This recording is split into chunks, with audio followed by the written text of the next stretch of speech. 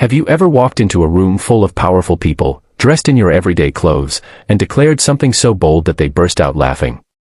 Imagine the sting of that mockery, the doubt in their eyes, only for the truth to unfold like a thunderclap, proving that one simple act of kindness can rewrite your entire destiny. This is the story of how a young woman's quiet compassion turned a corporate empire upside down, reminding us all that in a world obsessed with power and money, kindness is the ultimate game changer. What if that single moment of humanity could lead to inheriting millions? Stick around as we dive into this incredible tale. It's going to touch your heart and maybe even change how you see the stranger next to you. If you're inspired by stories like this that celebrate the power of kindness, hit that subscribe button right now for more uplifting content on kindness action. Don't forget to like this video and drop a comment below. What's one act of kindness that's changed your life? We'd love to hear it. In the heart of Chicago, where skyscrapers pierce the sky like giants and the wind off Lake Michigan carries the hustle of ambitious dreams, stood the towering headquarters of Ellis Enterprises. Founded by the legendary Thomas Ellis, the company was a powerhouse in real estate, building luxury condos and office complexes that defined the city's skyline. Thomas had started from nothing, a kid from the South Side who clawed his way up through sheer grit.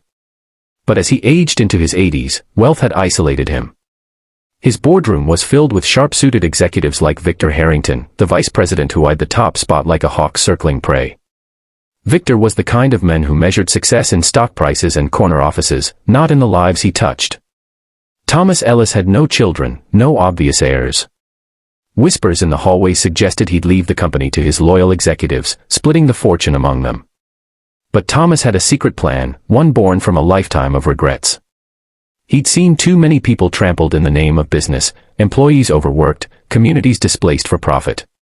Kindness, he'd muttered to himself in his quiet penthouse, that's what's missing. So, in his final months, battling a quiet illness that sapped his strength, Thomas decided to test the world one last time.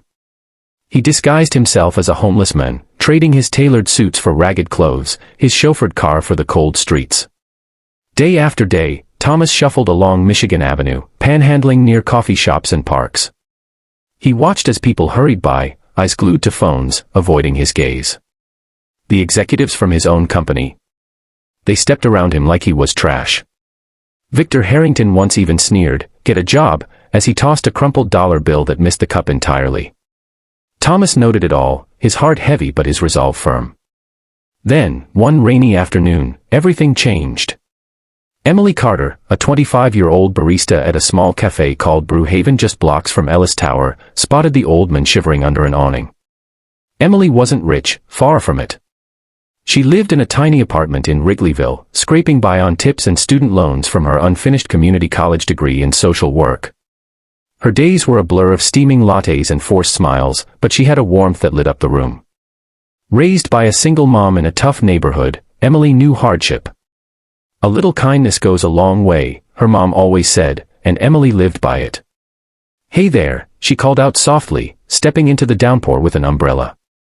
"You look like you could use a hot coffee." "On the house." Thomas looked up, his eyes weary but curious. No one had spoken to him like that in weeks. She led him inside, sat him at a corner table, and brought him a steaming mug of black coffee with a fresh muffin. "What's your name?" she asked, pulling up a chair during her break.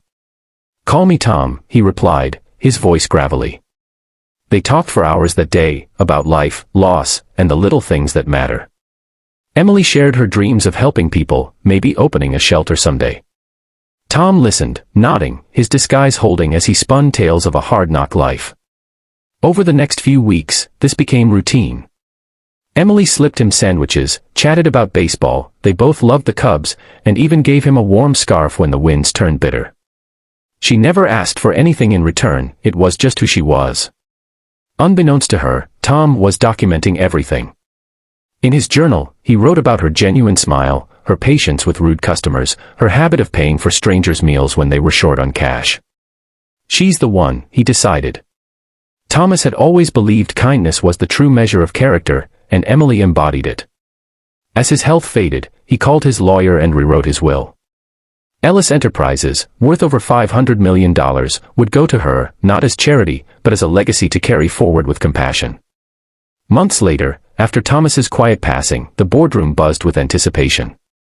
Victor Harrington sat at the head of the glass table, flanked by his fellow executives in their navy suits, ties perfectly knotted. The city sprawled below them through floor-to-ceiling windows, a kingdom they assumed was theirs. The lawyer, Mr. Grayson, entered with a thick envelope, his face solemn. "Gentlemen," he began, "Mr. Ellis left specific instructions." Victor leaned back, smirking. "Let's get to it. How's the pie divided?" But as Grayson read the will, the room fell silent. "The entirety of Ellis Enterprises, including all assets and decision-making authority, is bequeathed to Emily Carter, a resident of Chicago, for her demonstrated kindness and humanity." "Who?" Victor barked, laughter bubbling up. The others joined in, chuckles echoing off the walls. "This some joke? Emily Carter? Sounds like a nobody." At that moment, the door swung open. There stood Emily, not in her barista apron, but in jeans and a simple gray t-shirt, her blonde hair pulled into a ponytail. She looked out of place amid the polished suits, but her eyes were steady. "Sir," she said to Victor, her voice calm but firm, "I'm the new owner." The room erupted in laughter. Victor slapped the table, tears in his eyes. "Oh, honey, that's adorable. Did you wander in from the street?" "Security." The others grinned, one even snapping a photo on his phone.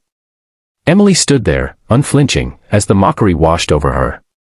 She remembered Tom's words, "Kindness isn't weakness, it's strength." Quietly, she pulled a folded paper from her pocket and handed it to Grayson. The lawyer's eyes widened as he unfolded it, a copy of the will.